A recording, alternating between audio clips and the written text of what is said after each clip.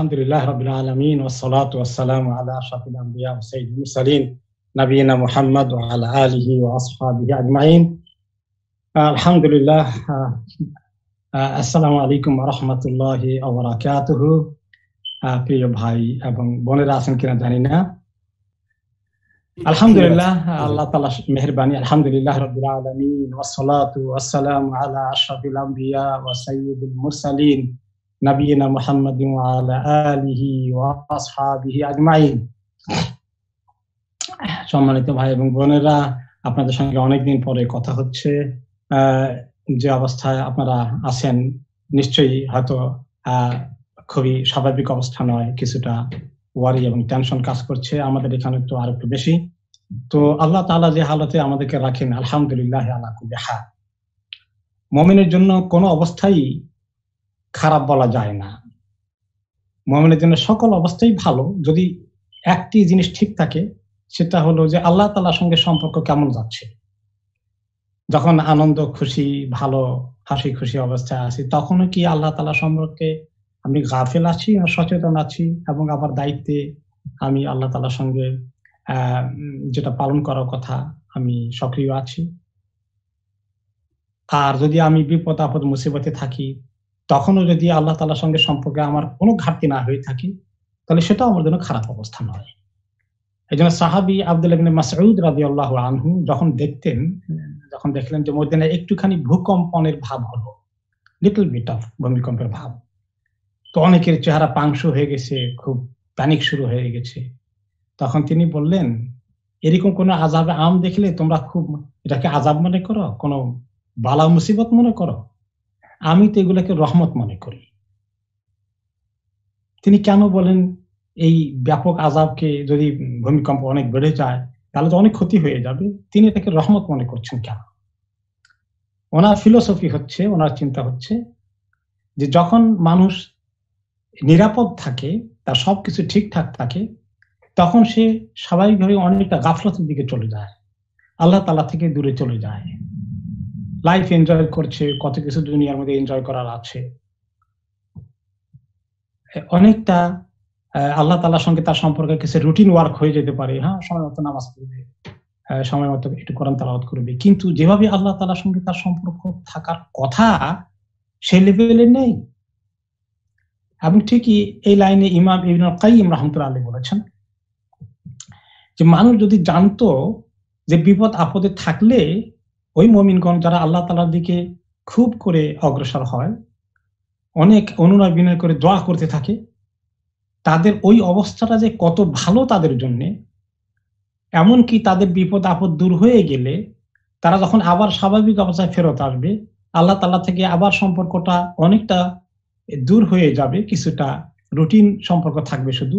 তার তুলনায় এই বিপদে পড়ে যে আল্লাহকে এত ডাকাডাকি করছে, এই টাইমটা তাদের জন্য যে কত বেশি ভালো টাইম যাচ্ছে, কত বেশি তাদের জন্য রহমত হবে, এটা যদি জানতো মানুষ, অনেকেই হয়তো বলতো, তিনি খুব মানে লিটারালি বললেন, অনেকেই বলতো যে আল্লাহ বিপদ নিও না, কারণ বিপদ নিয়ে গেলে তো আমরা আবার গাফেল হয়ে যাব, বিপদ থাকুক, এই উসিলা আল্লাহ তাআলা আমরা তোমার কাছে এসেছি। এটা ইমাম ইবনুল কাইয়িম রাহমাতুল্লাহ আলাইহির ব্যাখ্যা। এর অর্থ এই নয় যে আমরা আজকে বিপদ উঠে যাওয়ার জন্য আল্লাহ তাআলার কাছে দোয়া করব না। বলতো হাদিসে এসেছে, সাল্লাল্লাহুল আফওয়া ওয়াল আফিয়া, সর্বাবস্থা আল্লাহ তাআলার কাছে তোমরা নিরাপত্তা চাও, আল্লাহ তাআলার কাছে তোমরা সবকিছু বিপদ আপদ বালা মুসিবত থেকে মুক্তি চাও।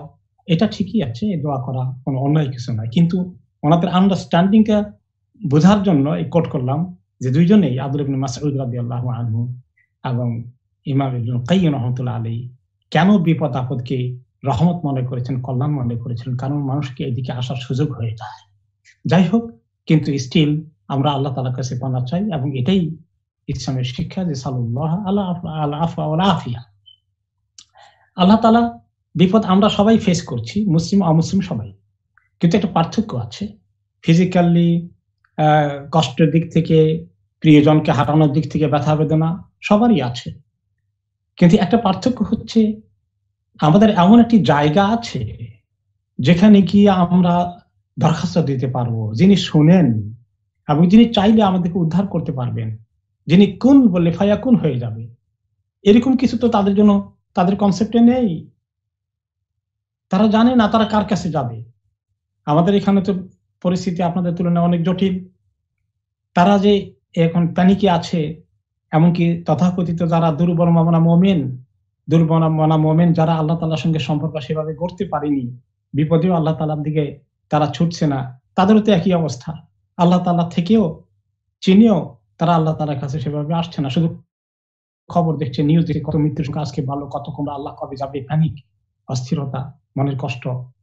তো আল্লাহ তাআলার কাছে মুমিনের জন্য এই বিপদ মুহূর্তে আসলে ঠিকই বলেছেন সালফে সালেহীন, সবাই শুধু এই দুইজন নয়, তাদের সবারই এরকম চিন্তা ছিল যে এই সময় আল্লাহ তাআলার কাছে আসার জন্য একটা তাদের জন্য সুযোগ হয়েছে। আল্লাহ তাআলা তাদের জন্য একটু হুঁশ আসার জন্য একটা পুশ করে দিলেন যে তোমরা আর কত গাফিল থাকবে, আসো এখন আল্লাহর কাছে, এখন তো বাধ্য হয়ে আসতে হবে।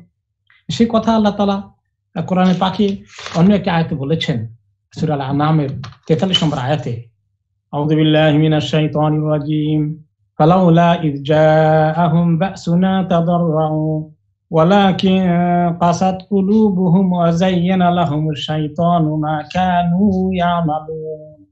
আহা, এমনটাও যদি হতো যখন তাদের প্রতি বিপদ আপদ বালা মুসিবত চলে আসলো, তারা তখনও যদি অন্তত আল্লাহ তাআলার কাছে কাতর হয়ে দোয়া করতো, দরখাস্ত দিত। কিন্তু দুর্ভাগ্য, ওয়ালাকিন কাসাত কুলুবুহুম, তাদের অন্তরগুলো আসলে শক্ত হয়ে আছে। ওয়া যায়্যানা লাহুমুশ শাইতানু মা কানু ইয়ামালুন, তারা যে অপকর্মে লিপ্ত ছিল এইটা শয়তান তাদের কাছে আরো ভালো করে তুলে ধরেছে। কাজে আজকে এই বিপদের দিনেও অনেকেই আল্লাহ তাআলার দিকে না উঠে, না এসে সোশ্যাল মিডিয়া দিন রাত এগুলো নিয়ে ব্যস্ত আছে। কত রকমের থিওরি, কোন থিওরি বিশ্বাস করা যায়, এগুলো নিয়ে আছে। তারপরে মানুষ সারাটা দিন সোশ্যাল মিডিয়া মনে হয় যেন আছে। খুললে সুবহানাল্লাহ, কেউ যদি বলে আমি 24 ঘন্টাই দেখবো, তাহলে 24 ঘন্টা দেখার মতো ব্যবস্থা আছে। তো আল্লাহ তাআলার কাছে আসার সুযোগ কোথায়? এত গাফেল এই মুহূর্তে যদি মানুষ হয়ে যায়। সূরা আল-আনআমের 17 থেকে 18 নম্বর আয়াতে আল্লাহ তাআলা আমাদের মনে করিয়ে দিচ্ছেন, ওয়া ইন ইয়ামসাসকাল্লাহু বিদুররিন ফালা কাশিফা লাহু ইল্লা হু, তোমাকে যদি কোনো মুসিবত পেয়ে বসে, আল্লাহ তাআলা যদি কোনো মুসিবত তোমাকে দিয়ে দেন, বিপদ আপদে ফেলে দেন, তাহলে কেউ কি আছে তিনি ছাড়া উদ্ধার করতে? তো উদ্ধারও তো তিনি করবেন, তো ওনার কাছে কেন আসো না তোমরা? ওয়া ইন ইয়ামসাসকা বিখাইরিন ফাহুয়া আলা কুল্লি শাইইন কাদির, আর তিনি যদি তোমাকে কোনো কল্যাণ দিতে চান, কল্যাণ নিয়ে আসেন, তাহলে তো তিনি পারবেন। খায়ের কল্যাণ তিনি ছাড়া কে দিবেন?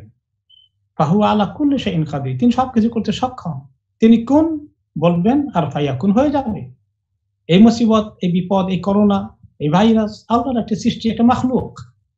এই ছোট্ট মাখলুককে যেটা দূরবীক্ষণ যন্ত্র দিয়ে দেখা যায় না, অনুবীক্ষণ যন্ত্র দিয়ে দেখা যায় না, এত ছোট, সেটা এত পাওয়ারফুল হয়ে গেল, দুনিয়ার মানুষ অসহায় হয়ে গেল। দুনিয়ার মানুষের যে কোনো ক্ষমতা নেই, একমাত্র ক্ষমতা আল্লাহ তাআলার কাছে। তিনি আজকে আমাদেরকে সরেজমিনে চোখে আঙ্গুল দিয়ে দেখিয়ে দিলেন যে ফাহুয়া আলা কুল্লি শাইইন কাদির, তিনি একমাত্র সবকিছুর উপর ক্ষমতাবান। সকল ক্ষমতা তার হাতে, তোমার হাতে কোনো ক্ষমতা নেই। তোমরা কত অসহায় হতে পারে দেখো চিন্তা করে। ওয়া হুয়াল কাহিরু ফাওকা ইবাদিহি ওয়া হুয়াল হাকীমুল খাবীর, তিনি তো সমস্ত বান্দাদেরকে তার নিয়ন্ত্রণে এনে সবাইকে তিনি একদম নিয়ন্ত্রণে আনতে সক্ষম, এবং তিনি হাকিম, তিনি যে কোনো ফয়সালা করেন সবগুলাই হিকমত ভিত্তিক, সবগুলাই কোনটাই অন্যায় কোনো কাজ নয়, সবগুলো জাস্টিফাইড, সবগুলো বেসড অন উইজডম। আল্লাহ তাআলা কোনো কাজ খামাখা নয়। কেন তিনি সারা পৃথিবীকে আজকে এভাবে আতঙ্কগ্রস্ত করে দিয়েছেন? দুনিয়ার মানুষ কিভাবে তাদের নিজের উপর কি কনফিডেন্স এসেছে, ব্যক্তি জীবনে, রাষ্ট্রীয় জীবনে যারা ক্ষমতার অধিকারী, তারা মজলুমদেরকে কিভাবে সমানে সুযোগ পেলে নির্যাতন করছে। সায়েন্টিফিক ডেভেলপমেন্ট, টেকনোলজির ডেভেলপমেন্ট মানুষকে এত কনফিডেন্স দিয়ে ফেলেছে, মানুষ মনে করে আল্লাহ বলতে কিছু আছে নাকি, সব তো মেশিন টিপলেই কাজ হয়ে যাচ্ছে, জাস্ট বাটন টিপলেই কাজ হয়ে যাচ্ছে। আমরা এই পর্যায়ে চলে এসেছি, আরো কত আমরা যাব। কিভাবে মানুষ আল্লাহ তাআলা একে মনে হয় যেন চ্যালেঞ্জ করছে যে কি দরকার আছে, আল্লাহ সবকিছু আমাদের হাতে চলে এসেছে। তো তিনি কেন এটা দিয়েছেন? তিনি হাকিম, মানুষকে আল্লাহ তাআলার দিকে একটু আনার জন্য। দেখো তোমরা কত অসহায়। এজন্য অনেকেই দেখা যায় ইটালিয়ান প্রাইম মিনিস্টার নাকি বলেছিলেন একসময় এই দুর্গতির ভিতরে অসহায় বললেন যে, উপরওয়ালার কাছে চাও, উপরওয়ালার কাছে চাও। আমাদের কাছে কিছু নাই আর। সুবহানাল্লাহ। তো বেচারা তো একটু রিয়ালাইজ করেছে আল্লাহ তাকে হেদায়েত দান করুন। অনেকে সেটা রিয়ালাইজ করে না। এবং তিনি খাবির, তিনি খবর রাখেন কারা এই বিপদে পড়ে আল্লাহ তাআলার দিকে আসলো। আল্লাহ তাআলার কাছে এই মুহূর্তে অন্তত হলেও ধর্ণা দিল, মুতাওয়াজ্জিহ হয়ে গেল। আর কারা এখনো বেখবর গাফিল হয়ে আছে, শুধু সোশ্যাল মিডিয়ায় রাত দিন সময় কাটাচ্ছে।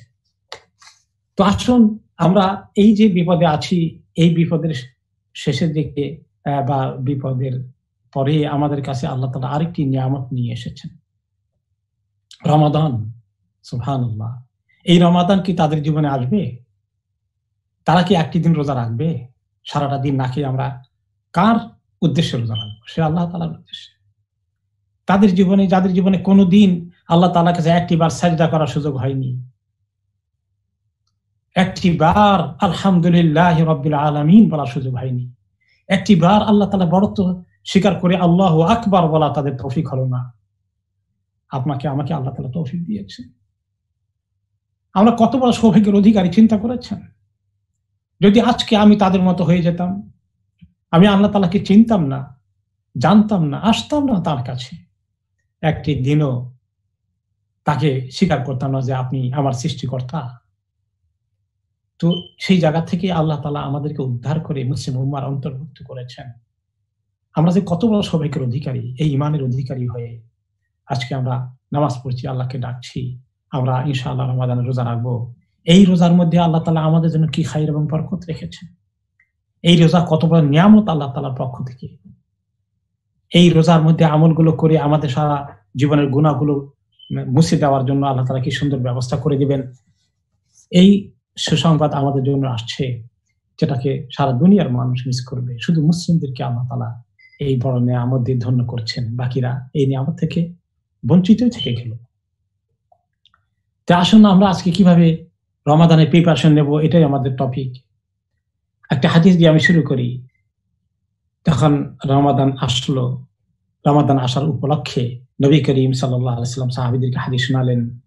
তিরমিজিতে এবং ইবনে মাজাতে হাদিসটি এসেছে যে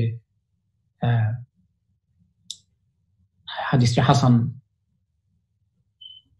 قال صلى الله عليه وسلم إذا كان أول ليلة من رمضان إذا كان أول ليلة من شهر رمضان سفدت الشياطين ومرضت الجن। প্রথম রাত্রটা যখন রমাদানে চলে আসে তখন থেকেই আল্লাহ তাআলা শয়তান, বিশেষ করে তাদের মধ্যে যেগুলো ক্রিমিনাল গুলো আছে, তাদের যেগুলো সবচেয়ে বড় মস্তান মার্কা যেগুলো আছে, এগুলোকে আল্লাহ তাআলা বন্দী করে ফেলেন।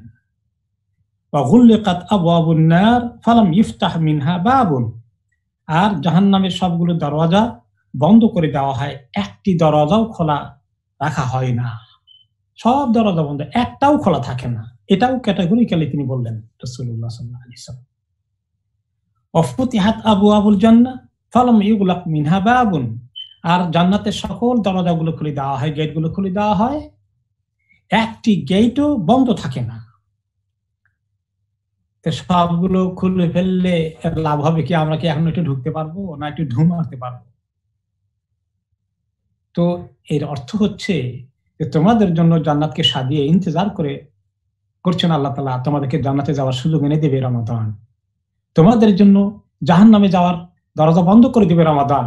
জুন্নাতুম মিনান নার, সিয়াম জুন্নাতুম মিনান নার, ইন্নামা সিয়ামু জুন্নাতুন ইস্তাজিন্নু বিহাল আবদু মিনান নার। মুসনাদ আহমদে একটি হাদিসে এসেছে যে আসলে রোজা হচ্ছে ঢাল, যে ঢাল দিয়ে বান্দা জাহান্নামের আগুন থেকে তাকে রক্ষা করবে। এটা একটা ব্যারিয়ার, এটা একটা দেওয়াল তার জন্য, জাহান্নাম এবং তার মধ্যে রোজা। তাহলে এভাবে জাহান্নাম থেকে মুক্তি পাওয়ার ব্যবস্থা ব্যাপারে আমাদেরকে আকর্ষণ সৃষ্টি করতে, উৎসাহিত করতে এবং জান্নাতে যাওয়ার জন্য দরজা খুলে রাখছেন আল্লাহ তাআলা, যে খবর দিয়ে আমাদেরকে জান্নাতে যে উৎসাহিত করলেন। এই প্রথম রাত থেকেই এই কাজ করা হয়ে যায়। তারপরে ওয়ায়ুনাদি মুনাদিন, এবং একজন আহ্বানকারী, একজন ফেরেশতা আল্লাহ তাআলার পক্ষ থেকে নির্ধারিত হয়ে যান, অ্যাপয়েন্টেড হয়ে যান। তিনি অ্যানাউন্স করতে থাকেন রমাদান মাসে। কি অ্যানাউন্স করেন? ইয়া বাগিয়াল খাইরি আকবেল, হে ওই লোক, যে লোকটি খায়ের চাও, কল্যাণ চাও তোমার জীবনের জন্য, দুনিয়া আখিরাতের জন্য, তোমার সুযোগ এসে গেছে, তুমি এখন অগ্রসর হও, এগিয়ে আসো, রমাদান এসে গেছে, তোমার জন্য এক অফুরন্ত সুযোগ এসে গেছে, কাম ফরওয়ার্ড।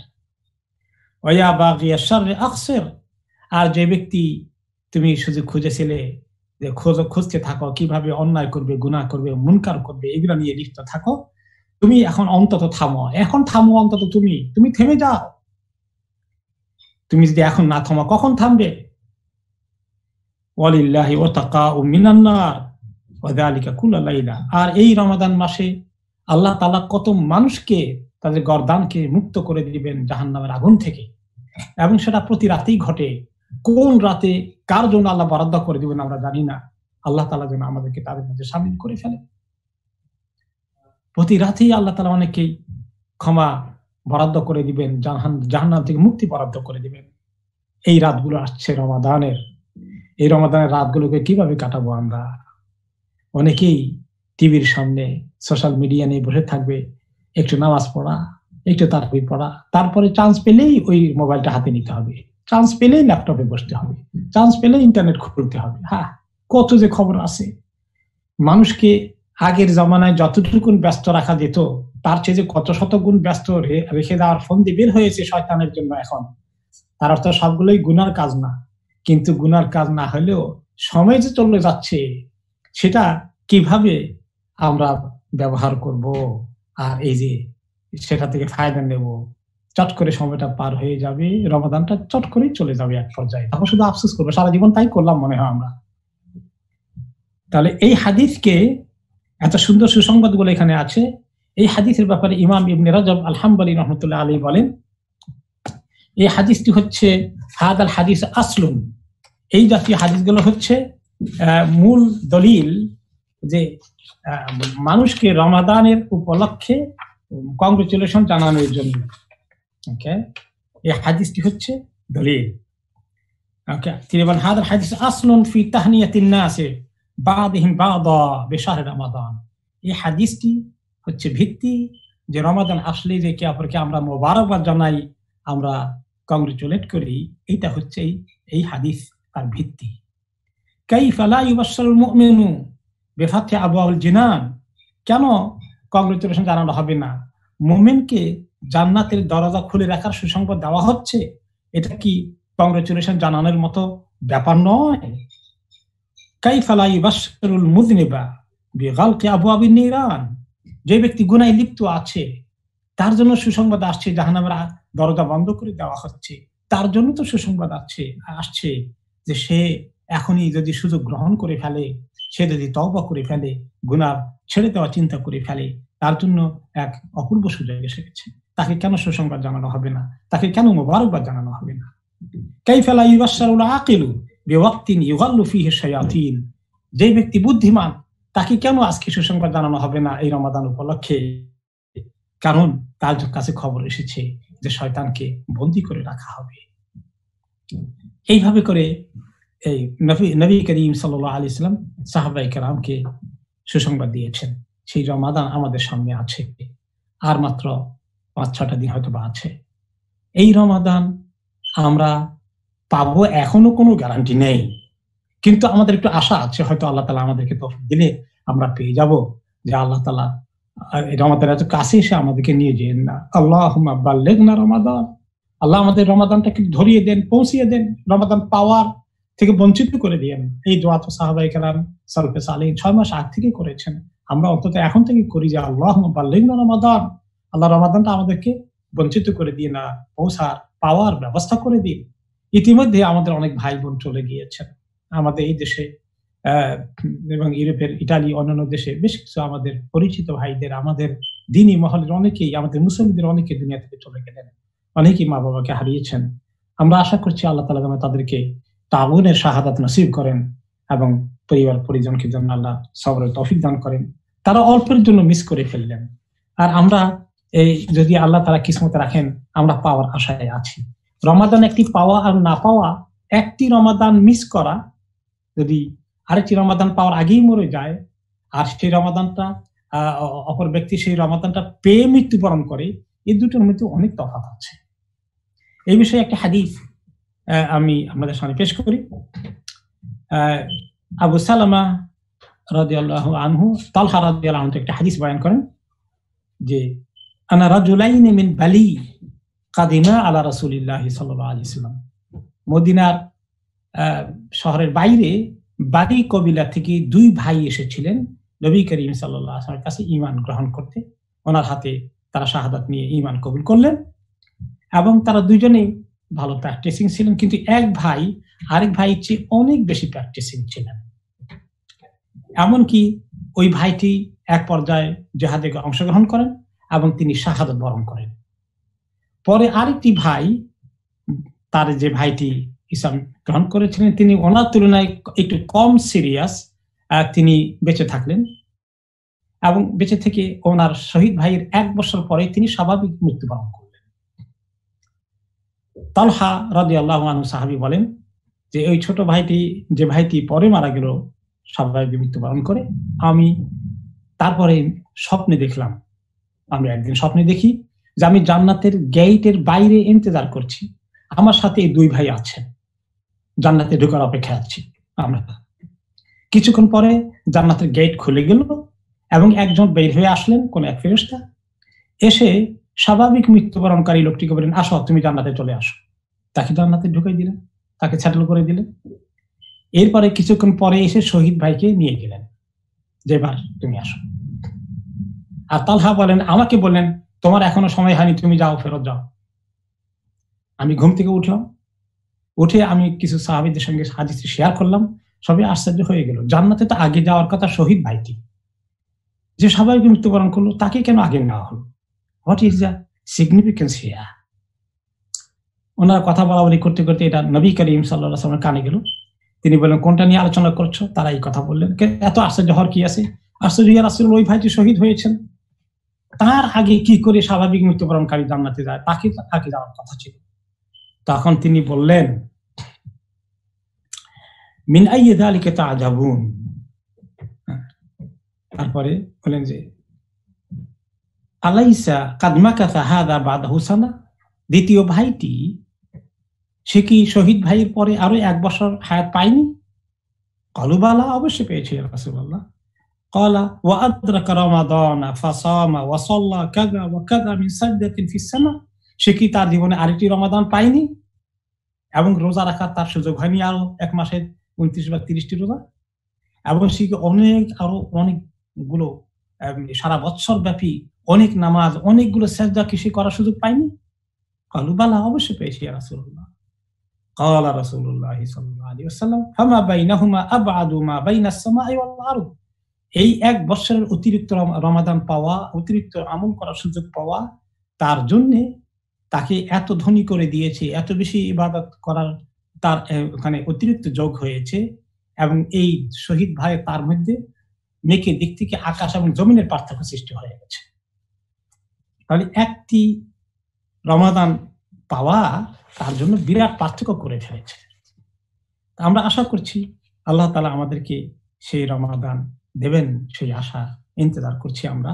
এখন আসলো যে সেই রমাদান পেতে হলে আমাদের প্রস্তুতি নেওয়ার দরকার। প্রস্তুতিটা আমরা কিভাবে নেব, এবং সেই রমাদানে অন্য রমাদানের মতোই রুটিন মাফিক কিছু কাজ করব, আর একটু প্রথম দিকে লেজি দিয়ে, মাঝখানে লেজি, শেষের দিকে শেষ 10 দিনে একটু বেশি করে করব, এরকম প্ল্যান করতে করতে শেষ 10 দিনে আর কদ্দুরি করলাম, আর চট করেই রমাদান শেষ হয়ে গেল। 29 তারিখে এসে আমাদের চেহারায় হতাশা ফুটে ওঠে। আমার ব্যক্তি জীবনের কথাই বলি, আমার এরকমই অভিজ্ঞতা মনে হয়।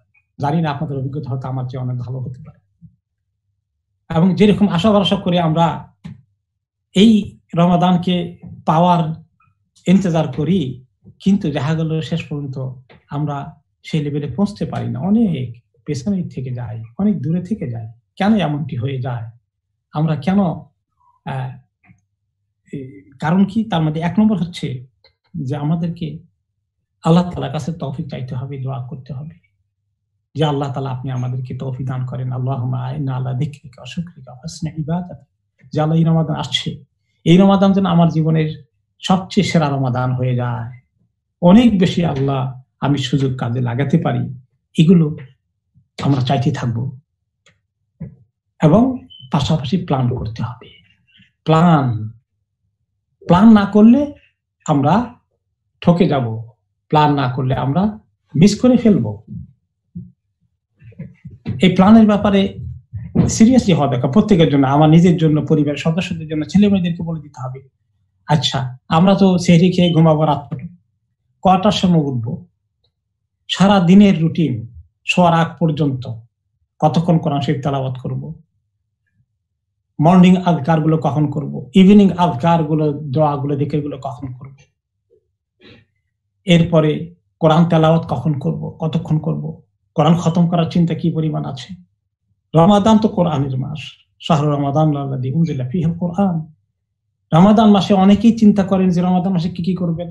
কেউ বলেন যে আমি পুরো কোরআনকে তার অর্থ তর্জমা করব, কেউ তাফসীর পড়ব, কেউ কোরআনে হিফজ করব, মুখস্থ করব, কেউ তাজবিদ ঠিক করব, কেউ কোরআন তেলাওয়াত করব। এছাড়া তো আরো অনেক কাজ আছে, এগুলো করব। তাহলে কোনটা করব, কোনটার প্রায়োরিটি, এখানে অনেকেই কনফিউজ থাকে। সালফে সালেহিনের নিয়ম ছিল রমাদান মাসে দার্স এগুলো থেকে সব সরে আসতেন। ইমাম মালিক রহমতুল্লাহ আলাইহি ওনার এত গুরুত্বপূর্ণ দার্সগুলোকে বন্ধ করে দিয়ে বলতেন রমাদান এসে গেছে, কোরআনের মাস এসেছে, শুধু কোরআন তেলাওয়াত করতেন।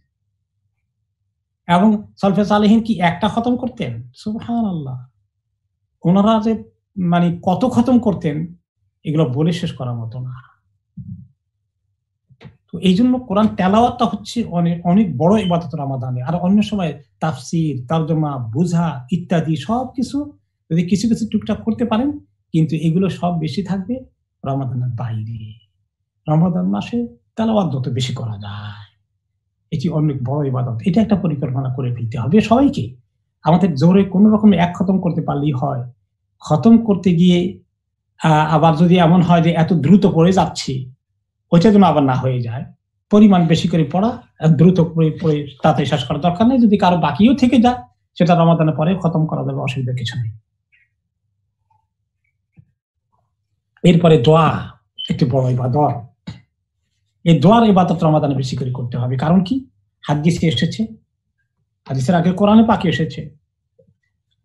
রমাদানের রোজা সংক্রান্ত আয়াতের মাঝখানে সূরা আল বাকরার 186 নম্বর আয়াতে আল্লাহ তাআলা বলেন, ওয়া ইযা সাআলাকা ইবাদি আন্নী ফাইন্নী করিব উজিবু দাওয়াতাদ দাঈ ইযা দাআন ফালিয়াস্তাজিবু লি ওয়ালিউমিনু বি লাআল্লাহুম ইয়ারশুদুন।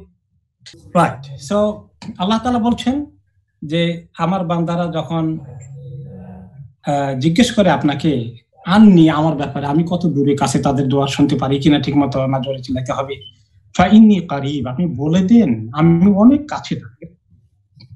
উজিবু দাওয়াতাদ দাঈ ইযা দাআন, যখন তারা আমার কাছে দোয়া করে আমি দোয়া কবুল করে ফেলি। ফালিয়াস্তাজিবু লি, তারা আমার কথা শুনুক, আমার কথা মানুক, আমার কথা সাড়া দিক। ওয়ালিউমিনু বি, তারা আমার প্রতি ঈমান আনুক। যে শুনতে পাচ্ছেন তো? হ্যালো, শোনা যাচ্ছে? শোনা যাচ্ছে ক্লিয়ারলি শোনা যাচ্ছে। লাআল্লাহুম ইয়ারশুদুন, আশা করা যায় তারা হেদায়েত প্রাপ্ত হবে। তাহলে দোয়া রমাদানের অন্যতম বড় আমল। এই জন্য আল্লাহ তাআলা এই রমাদানের আলোচনার ভিতরে সিয়ামের প্রসঙ্গে এসে দোয়ার কথা উল্লেখ করেছেন। আর হাদিসে এসেছে দাওয়াতুস সাইমি লা তুরাদ, রোজাদার ব্যক্তির দোয়া ফেরত দেওয়া হয় না, অবশ্যই কবুল করা হয়। এই রোজার মধ্যে আল্লাহ তাআলা দোয়া কবুল করার জন্য তিনি ইন্তজার করেন। আর দোয়া হচ্ছে অনেক বড় ইবাদত। দোয়াকে অনেক সময় আমরা এত গুরুত্ব দেই না, ভালো জিনিস হয়তো মনে করি, কিন্তু কত ভালো এটা দেখেন। হাদিস, দুটো হাদিস শুনেন। একটি হাদিসে এসেছে আফদালুল ইবাদাতি আদ-দুআ, হাদিসটি সহিহ, মুসনাদ হাকিম এসেছে যে সবচেয়ে উত্তম ইবাদত হচ্ছে দোয়া। সুবহানাল্লাহ। আর আরেকটি হাদিসে বলা হয়েছে আদ-দুআ হুয়াল ইবাদা, আর দোয়াই তো হচ্ছে আসল ইবাদত। মুসনাদ আহমদে, এরপরে আদবুল মুফরাদ ইমাম বুখারী এখানে হাদিসটি এসেছে। তাহলে দোয়া অনেক বড় ইবাদত, আর এই দোয়া আল্লাহ তাআলার কাছে অনেক পছন্দনীয় আমল, কারণ দোয়ার মধ্যে আসল তাওহীদ ফুটে ওঠে। আমরা যে অসহায়, আমরা যে ভিখারি, আল্লাহ তাআলা যে দিতে সক্ষম একমাত্র তিনি দিতে পারেন, এই জিনিসটাই তো আসল তাওহীদ। আমরা কাতর হয়ে আল্লাহর কাছে ভিক্ষা চাই, দরখাস্ত দিতে থাকি, আর তিনি দেওয়ার মালিক, এটা আমরা বিশ্বাস করলাম, এটা আমরা এই আকীদায় ইয়াকিন করে আল্লাহ তাআলার কাছে আসি। প্রকৃত তাওহীদ কিন্তু দোয়ার মধ্যে। এই জন্য দোয়াই হচ্ছে আসল ইবাদত। যত বেশি দোয়া করা যায়, সারাটা দিন যতক্ষণ রোজা আছি, আল্লাহ তাআলার কাছে এই দোয়া কবুল হবে। ইফতারের সময় দোয়া কবুল হবে, রাতের বেলাও তো দোয়া কবুলের সময়, রাতের তো রমাদান রাতের কত ফজিলত। কাজে দিন এবং রাত এই 24 ঘন্টা দোয়ার জন্য দরজা উন্মুক্ত আছে এবং দোয়া কবুলের সুযোগ রয়েছে। তো কাজেই রমাদানের টাইমগুলোকে এমন ভাবে কাজে লাগাতে হবে, নিজেদের রেস্টের, খাওয়া দাওয়া, প্রয়োজনীয় ব্যস্ততা সীমিত করে। আমি পরামর্শ দিই যে রমাদানের আগে, এখন তো এমনিতে লকডাউন হয়ে আছে, রমাদানের আমি বলি যে সব যেগুলো নন এসেনশিয়াল কাজ কোনোটা রমাদানে করবেন। যেমন কারো গার্ডেন ঠিক করতে হবে, ঘরে পেইন্টিং করতে হবে, ইত্যাদি টুকিটাকি কাজ, এগুলো সব এখন কোনো কাজ এগুলো রমাদানে কেউ হাত দিবেন না, বেকুব ছাড়া কেউ কাজ কেউ করবে না। শুধু খাওয়া দাওয়া প্রয়োজন, তাদের জবে যেতে হয়, জবটার প্রয়োজন, এরপরে একটু ঘুম লাগবে, খাওয়া দাওয়া পাকশাক করতে হবে। বাকি সময় কিভাবে আল্লাহ তাআলার সঙ্গে আমি সময় কাটাবো, কোরআন তেলাওয়াত, দোয়া, আযকার, এগুলোর দিকে মনোযোগ দিব। দোয়া এই মুহূর্তে বেশি দরকার, সারা দুনিয়া থেকে আল্লাহ তাআলা বিপদ আপদকে উঠিয়ে নেওয়ার জন্য। আল্লাহুম্মা ইদফা আন্নাল বালা ওয়াল ওয়াবা, আল্লাহুম্মা আরহাম আলাল ইবাদ ওয়াল বিলাদ। আল্লাহ তাআলার কাছে কি পরিমাণ দোয়া করা দরকার। এখন একটি হাদিসে যারা দোয়া কম করে তাদের ব্যাপারে এসেছে, হাদিসটি আবু ইয়ালা ওনার মুসনাদে বলেছেন এবং ইবনে হাব্বান, হাদিসটি আসলে সহিহ। রাসূলুল্লাহ সাল্লাল্লাহু আলাইহি ওয়াসাল্লাম বলেন, ইন্না আবখালান নাসি মান বাখিলা বিস সালাম ওয়া আজাজান নাসি মান আজিজা আনিদ দুআ। ওই লোকটি হচ্ছে সবচেয়ে বড় বখিল, যে ব্যক্তি সালাম দিতেও বখিলি করে। সালাম দিতে কত টাকা খরচ হয়, গায়ের শক্তি কদ্দুর লাগে, আহা, তাও সালাম দেয় না। মুসলিমদের কথা বলি নিজেদের মধ্যে, এ হচ্ছে সবচেয়ে বড় বখিল। একটা লোককে সালাম দিবে, আপনার প্রতি আল্লাহর পক্ষ থেকে শান্তি রহমত বর্ষিত হোক, এই কথারকম বলতে বখিলি করে যে লোকটা, এই সবচেয়ে বড় বখিল। আর 2 নম্বর হচ্ছে ওয়াজাজুন নাসি মান আজিজা আনিদ দুআ। সবচেয়ে বড় ব্যর্থ হচ্ছে ওই লোক, সবচেয়ে বড় ব্যর্থ অপদার্থ হচ্ছে ওই লোকটি, যে লোকটি দোয়া করতে ব্যর্থ হয়ে গেল। দোয়ার জন্য তার মনের ভিতরে কোনো চেতনা আসলো না। এরপরে আরেকটি হাদিসে এসেছে, লাইসা শাইউন আকরাম আলাল্লাহি তাআলা মিনাদ দুআ। আল্লাহ তাআলার কাছে আমরা দোয়া কিছু পাঠাই, নামাজ, রোজা, হজ, যাকাত, সবচেয়ে সম্মানিত আমলটা হচ্ছে আল্লাহর কাছে দোয়া। সবচেয়ে বড় গিফট আমরা আল্লাহ তাআলাকে দিই দোয়ার মাধ্যমে। তা বলে কেউ বলবেন নামাজটা এত বড় আমল না, তার চেয়েও কি দোয়াটা বেশি হয়ে গেল নাকি? না, নামাজের ভিতরে তো দোয়া আছে, ইয়াকা নাবুদু ওয়া ইয়াকা নাস্তাইন দোয়া না? নামাজের ভিতরে অনেক আযকারের মধ্যে দোয়া আছে, সব মিলে। এরপরে এমনকি যে ব্যক্তি কম দোয়া করে বা দোয়া করে না সহজে, তার প্রতি আল্লাহ তাআলা কি রকম ধারণা, সে ব্যাপারে হাদিসে এসেছে, ইন্নাহু মান লাম ইয়াসআলিল্লাহা ইয়াগদিবু আলাইহি। যে ব্যক্তি আল্লাহ তাআলার কাছে চায় না, দোয়া করে না, আল্লাহ তাআলা তার প্রতি গোসা হয়ে যান। তার মানে আল্লাহ তাআলা সৃষ্টি করেছেন তার ইবাদত করার জন্য, আর ইবাদতের আসলটাই হলো দোয়া। সে কাজই তো সে করলো না, সে নিজেকে মনে করলো আমি কি ঠেকছি নাকি আল্লাহ তাআলার কাছে? আমার তো সব আছে, দেখা যায় আমার টাকা পয়সা, ক্ষমতা, পজিশন, শরীর ঠিক, স্বাস্থ্য সব ঠিক আছে, শুধু ঠেকলেই তো আল্লাহর কাছে আমরা চাই। আমাদের অবস্থা অনেকটা তাই। আমরা যদি এত বড় তাকাব্বুরি নাও করি, তারপরেও বেমালুম ভুলে যাই, ঠেকলে একটু আল্লাহর কাছে আসি, না ঠেকলে সহজে মনে পড়ে না। আর এই বিপদ আপদের মধ্যে তো এখন দোয়ার কত বেশি দরকার, সেই বিষয়ে হাদিসে এসেছে, আদ-দুআউ ইয়ানফাউ মিম্মা নাযালা ওয়া মিম্মা লাম ইয়ানজিল ফাআলাইকুম ইবাদাল্লাহি বিদুআ। মুস্তাদরাক হাকিমে হাদিসে এসেছে, সহিহ হাদিস। রাসূলুল্লাহ সাল্লাল্লাহু আলাইহি ওয়াসাল্লাম বলেছেন, যে সমস্ত বলা মুসিবত কিছু নাজিল হয়ে গেছে সেগুলোর জন্য দোয়া কাজে লাগে, আর যেগুলো এখনো নাজিল হয়নি, নাজিল হওয়ার অপেক্ষায় কিউতে আছে, সেগুলো ঠেকানোর জন্য দোয়া কাজে লাগে। ফাআলাইকুম ইবাদাল্লাহ বিদুআ, কাজী আল্লাহর বান্দারা আল্লাহ তাআলার কাছে বেশি করে দোয়া করো। আল্লাহ তাআলা দোয়া ফেরত দেন না সহজে। কারণ কি? আরেকটি হাদিসে এসেছে, তিরমিজিতে হাদিসটি হাসান, ইন্নাল্লাহা হাইয়্যুন কারীম ইয়াস্তাহি ইযা রাফা'a আর-রাজুলু ইলাইহি ইয়াদাইহি আন ইয়ারুদ্দাহুমা সিফরান খাইবাতাইন। আল্লাহ তাআলা অতিশয় লজ্জাশীল এবং বড় মনের, দরাজ দিলের, অনেক জেনারাস। কেউ তার কাছে হাত উঠালে কোনো ব্যক্তি, তিনি লজ্জা অনুভব করেন তার দোয়াটা কবুল না করে তাকে খালি হাতে ফেরত দিয়ে দিতে। সুবহানাল্লাহ, আল্লাহ তাআলার কি শান! আল্লাহ তাআলা আমাদেরকে তার এই পরিচয় তুলে ধরেছেন নবী করিম সাল্লাল্লাহু আলাইহি ওয়াসাল্লাম হাদিসের মাধ্যমে, যে তিনি দোয়া করলে সেটা কবুল না করে খালি হাতে ফেরত দিতে আল্লাহ তাআলার কাছে লজ্জা অনুভব হয়। আর হাদিসে এসেছে, লা ইয়ারুদ্দুল কাদাআ ইল্লা দুআ, তাকদীরের ফয়সালা কোন জিনিস চেঞ্জ করতে পারে না একমাত্র দোয়া ছাড়া।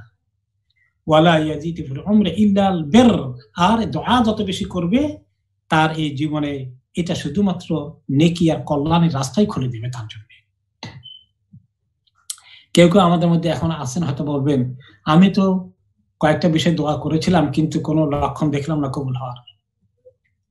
তাদের জন্য জবাব এসেছে আরেকটি হাদিসে, যে হাদিসটি তিরমিজিতে এসেছে, মা আলাল আরদি মুসলিমুন ইয়াদউ আল্লাহ বিদাওয়াতিন ইল্লা আতাহু আল্লাহু ইয়াহা।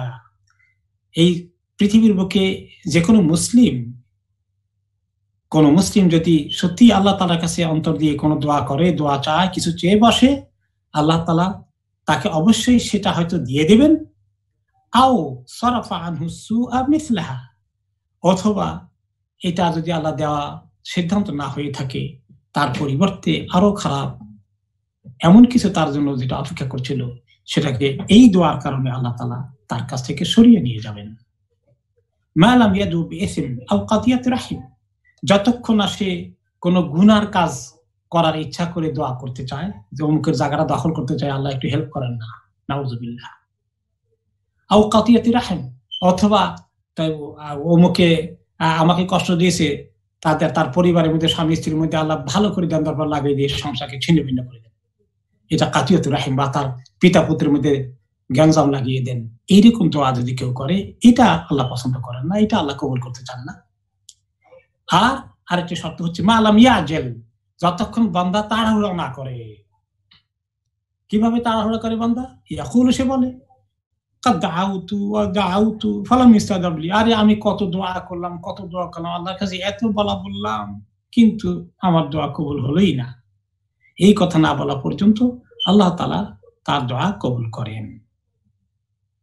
বিপদ আপদে বেশি করে দোয়া করতে হবে, সে বিষয়ে আরেকটি হাদিসে এসেছে, তিরমিজিতে হাদিসটি হাসান, মান সাররাহু আন ইস্তাজিব আল্লাহু লাহু ইনদা শাদাইদ ওয়াল কারব ফালিয়ুকসির দুআ ফির রাখা। যে ব্যক্তি চায় বিপদ আপদ বালা মুসিবতে পড়লে আল্লাহ কাছে দোয়া করলে আল্লাহ যেন তার কথা শুনেন, তার বিপদ দূর করে দেন, এইরকম যে ব্যক্তি চায়, সেজন্য যখন একটু সুখ শান্তিতে থাকে তখন যেন বেশি করে আল্লাহ তাআলার কাছে দোয়া করে। তা আমরা তো শুধু বিপদে পড়লেই দোয়া করি, সুখ শান্তিতে থাকলে আমরা হয়তোবা কমই দোয়া করি। তো এই যে আল্লাহ তাআলার এই সুন্দর একটি নিয়ামত আমাদের সামনে আসছে, এই নিয়ামতটাকে, রমাদানকে আমরা দোয়ার জন্য কাজে লাগাই, এবং আমরা এই মাসটাকে, রাত এবং দিন 24 ঘন্টাকে খুব সুন্দর করে প্ল্যান করে কাজে লাগাই। আমাদের ঘরকে এখন আমি জানি, আমাদের জাগে তারাবি হতো মসজিদের মধ্যে, হয়তো জানি না অস্ট্রেলিয়া খুলে দেওয়া হবে কিনা, হয়তো আপনাদের পরিস্থিতি কিছু হালকা হচ্ছে, আমাদের এখানে খোলার সম্ভাবনা এখন থেকে কম। আল্লাহ তাআলার মিরাকল কিছু হলে তো ইনশাআল্লাহ আমরা সবসময় আশাবাদী থাকা উচিত। কিন্তু যদি মসজিদ খোলা নাও হয়, তারাবি পড়তে না পারি, তাহলে ঘরকে আমরা মসজিদ বানিয়ে ফেলবো, আমাদের ঘরে জামাত হবে। এবং আসলে তো এই তারাবির জামাত তো ওমর রাদিয়াল্লাহু আনহুর সময় বা কায়দা শুরু হলো, তার আগে তো নবী করিম সাল্লাল্লাহু আলাইহি ওয়াসাল্লাম মাত্র 3টি দিন তারাবি নামাজ জামাতে পড়লেন, পড়ালেন। এর আগে পরে সকল রমাদান তিনি একলা পড়েছেন। এবং অন্য সাহাবীরা নিজেরাই একা একা পড়েছেন। তো আমাদের ওমর রাদিয়াল্লাহু আনহু সময় থেকে যখন শুরু হয় তখনও সব সাহাবীরা ওই জামাতে যোগ দেননি, অনেকে তখনও একলা পড়েছেন। পরে পর্যায়ক্রমে আস্তে আস্তে আস্তে আস্তে এটা একটা রূপ ধারণ করে এবং বাকায়দা হয়। এর মধ্যেও অবশ্য অনেক খুবই আছে, এর মধ্যেও কল্যাণ আছে। এই কারণে বিশেষ করে আমাদের মতো যারা একটু অলস লোক, ঘরে থাকলে ইফতার করে শুয়ে যাব, আচ্ছা পড়বো করতে করতে ঘুম থেকে হয়তো উঠবো না, আর মসজিদে যাওয়ার তাড়া থাকলে, জামাত ধরার একটা চেতনা থাকলে তখন আমরা আর লেজি হব না, আমরা সবাই ছেলে মেয়েদেরকে নিয়ে চলে যাব মাশাআল্লাহ। এই কারণে দেখা যায় অনেকেই কাজে দুর্বল মানা আমাদের জামানার আমাদের মতো লোকদের জন্য জামাতের মধ্যে এই বেনিফিটটা আছে। কিন্তু আপনি যদি ব্যালেন্স হইতে চিন্তা করেন, ওই তারাবির মধ্যে বেশ তাড়াহুড়া করা লাগে। ইমাম সাহেব যদি একটু আসতে পড়েন, মুসল্লিরা বলে দেরি হয়ে গেল আজকে, সেজদা রুকু লম্বা করা যায় না, নিজের মন মতো করে পড়া যায় না। সুবহানাল্লাহ। আমার কাছে কেন জানি মনে হয় যদিও আল্লাহ তাআলার কাছে দোয়া করা দরকার সবারই, আল্লাহ তাআলা যেন মসজিদগুলোকে খুলে দেন, কিন্তু আমার কাছে কেন যেন মনে হয় আহারে এতদিন তো খালি তাড়াহুড়া করেছি, যে মুসল্লিরা সমালোচনা করে ইমাম সাহেব দেরি করে ফেলেছেন, আমাদের এবার একটু 15 মিনিট বেশি লেগে গেছে, মন মতো রুকু সিজদা করা যায় না, মন মতো রুকু সিজদা করা যায় না মনে হয়। এই সুযোগটা যদি হয়ে যায় আলহামদুলিল্লাহ, এটাও ক্ষতি নেই, বরঞ্চ আরেক দিক থেকে ভালো। আমরা এভাবেই প্ল্যান করি যে 20 রাকাত পড়ি, 8 রাকাত পড়ি, কোনো অসুবিধা নেই, দুইটাই ঠিক আছে, এগুলো ওই বিতর্কে যাওয়ার দরকার নেই। পরিমাণ সময় কতক্ষণ পড়লাম, রাকাত কয়টা পড়লাম, ওইটা আল্লাহ তাআলা গুনবেন না। কি কোয়ালিটি রুকু সিজদাকে সুন্দর করে যদি পড়ি, একটু খুশু খুশু আনার চেষ্টা করি, এই কিয়ামুল লাইল একটি বড় ইবাদত। মান কামা রমাদানা ঈমানান ওয়া ইহতিসাবান গুফিরা লাহু মিন যামবিহি। রোজার মতোই কিয়ামুল লাইল ব্যাপারে নবী করিম সাল্লাল্লাহু আলাইহি ওয়াসাল্লাম বলেছেন, যে ব্যক্তি রমাদান মাসে কিয়ামুল লাইল করবে, আল্লাহ তাআলা তার অতীতের গুনাহগুলোকে ক্ষমা করে দিবেন। এই কিয়ামুল লাইলটা আসলে নবী করিম সাল্লাল্লাহু আলাইহি ওয়াসাল্লাম যে কয়দিন করেছিলেন, সেই কয়দিনই আসলে তাহাজ্জুদের সময় করেছিলেন। তবে এশার পর থেকে সেহরি শেষ হওয়ার আগ পর্যন্ত, সেহরি টাইমে আগে শেষ হওয়ার আগ পর্যন্ত পুরো রাতটাই লাইল। এই সময় যে কোনো সময় কেউ কিয়ামুল লাইল করলে, কুমিল লাইলা ইল্লা কালিলা, কিয়ামুল লাইল, কামা রমাদান, এটা কিয়াম আদায় হয়ে যায়, চাই প্রথম রাতে হোক আর শেষ রাতে হোক। কিন্তু সওয়াবের দিক থেকে শেষ রাতেটা সওয়াব অনেক বেশি। এই জন্য ওমর রাদিয়াল্লাহু আনহু যখন জামাত কায়েম করে দিয়ে গেলেন, পরের দিন আবার এসে দেখলেন যে সবাই মিলে 3, 4, 5, 10, 12 জামাত না হয়ে, ছোট ছোট খন্ড খন্ড জামাত নয়, সবাই এক জামাত হয়ে পড়ছে। তিনি এটাকে প্রশংসা করলেন, ভালোই বললেন, আর বললেন ওয়াল্লাতি তানামুনা আনহা আফদাল মিনাল্লাতি তাকুমুনা বিহা, বা তোমরা যেটা মিস করে ঘুমাও সেটা অনেক উত্তম ওইটার চেয়ে এখন এই মুহূর্তে যেটা আদায় করছো। তার মানে তারাবির তুলনায় তাহাজ্জুদের সওয়াব অনেক বেশি। তাই কাঁধেই জামাতের সঙ্গে থাকার জন্য কেউ কেউ এখন, যেহেতু জামাত উম্মতের মধ্যে চালু হয়েছে, সাহাবায়ে কেরামের জামানায় এটা অ্যাকসেপ্টেড হয়েছে, এই জন্য অনেক ইমামরা এটাকে সুন্নাহ মুআক্কাদা বলতে চেয়েছেন। যদিও সওয়াবের দিক থেকে তাহাজ্জুদের পরিমাণ বেশি, তো কোনোটাই আমরা ছাড়া ঠিক না, আমার মনে দুইটাই করতে পারি। তবে শুধু তারাবি করে যদি আমরা তাহাজ্জুদের জন্য একটু চেষ্টা না করি, তাহলে কিন্তু অনেকটা আমরা ঠকে গেলাম। আমি আপনাদের কাছে মোটামুটি চেষ্টা করেছি যে রমাদানকে আমরা একটু সিরিয়াসলি নেওয়া, ফার্স্ট অফ অল, যে আমরা এই রমাদানকে যদি এটা শেষ রমাদান হয়ে যায়, আর আগামী রমাদান আগে আর যদি কারো আমাদেরকে আল্লাহ নিয়ে যান, তাহলে এই শেষ রমাদানটা যেন আমার জীবনের সেরা রমাদান হয়ে যায়, এরকম মনে করি এই রমাদানে ঢুকবো ইনশাআল্লাহ। এবং এই তামান্না নিয়ে আল্লাহ তাআলার কাছে দরখাস্ত দিতে হবে যে আল্লাহ আমাকে ঠকিয়ে দিয়েন না, আল্লাহ আমাকে তৌফিক দেন, আল্লাহ তাআলা আমি যেন লেজি না হয়ে পড়ি, আমি যেন মিস না করি, আমি যেন এই মোবাইল ফোন হাতে নিয়ে সোশ্যাল মিডিয়ার মধ্যে যেন ঢুকে না পড়ি বেশি বেশি করে।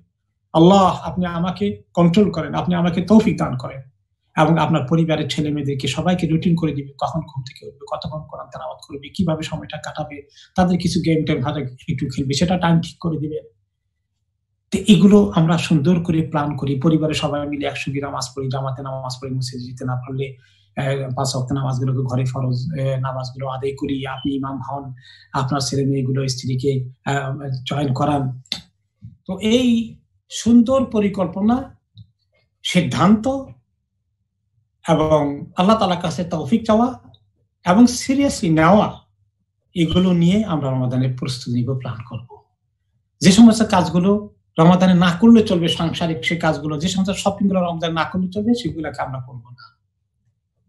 এবং খাওয়া দাওয়ার পিছনে আরেকটি কথা বলি, এই খাওয়া দাওয়ার পিছনে যা সময় আমরা দেই, আল্লাহু আকবার, এই বাংলাদেশিদের খাবার এত বেশি দরকার হয়, এত রকমের কারি খাওয়া লাগবে সেই সময়, এত আইটেমের ইফতারি, ভাজা পোড়া খেতে গিয়ে আনহেলদি, আমাকে একটু জায়গা চেঞ্জ করতে হবে, ওখানে তুমি ফিট করো, এগুলোর দিকে আমরা না গিয়ে বরঞ্চ খাওয়া দাওয়া একটু আইটেম কমিয়ে মা বোনদেরকে আমরা একটু যদি রমাদানের আমল করার সুযোগ দিতে পারি, আমি একটু উঠছি আমার জায়গা থেকে সরে, তাহলে খাওয়া দাওয়ার ব্যাপারে পাক শাকের ব্যাপারে মা বোনদেরকে বলছি এবং ভাইদেরকে বলছি, আপনারা বাসায় গিয়ে সিদ্ধান্ত নেবেন যে এই রমাদানে আমরা খাওয়ার ব্যাপারে কি কৃচ্ছতা সাধন করবো। পাক শাকের ব্যাপারে কম খাবেন তা বলছি না, পেট ভরে খাবেন হয়তো, কিন্তু আইটেম কমান, একটু হেলদি খাবার খাই আমরা। এই শরীরটা, এই বডিটা একটা আমানত, ট্রাস্ট আল্লাহর পক্ষ থেকে। এই ভাজা পোড়া তেল এগুলো খেয়ে, মশলা খেয়ে আমরা শরীরকে যা ক্ষতিগ্রস্ত করি, এগুলো থেকে আমরা এক উসিলা বেরিয়ে আসি, কিছু কমিয়ে দেই, ফ্রুট, সবজি, সালাদ, হেলদি ফুড গুলো বেশি করে খাই। ইফতারকে একটু শরীরের জন্য রহম করে, এহসান করে, এই শরীরটার প্রতি আপনি এহসান করেন। আমরা জিহ্বাটা, আমাদের স্বাদেরকে এত প্রায়োরিটি দিলাম, শরীরকে আমরা নষ্ট করে দিলাম। সুবহানাল্লাহ, আসলে কত বড় বোকামি আমরা করছি, এটাও একটু খেয়াল করি, তাহলে আমাদের মা বোনদের অনেক সময় বেঁচে যাবে। আমি দেখি প্রায় আসর থেকে অনেক মা বোনেরা আসরের আগে ঢুকেন কিচেনে, এই বিকেলের দোয়া কবুলের সময়, ইফতারের কাছাকাছি, আহার এই বেচারীরা কি দোয়া করবে, শুধু ইফতার রেডি নিয়ে ব্যস্ত আছে।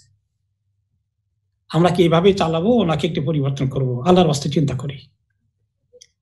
আল্লাহ তাআলা আমাদেরকে তৌফিক দান করুন।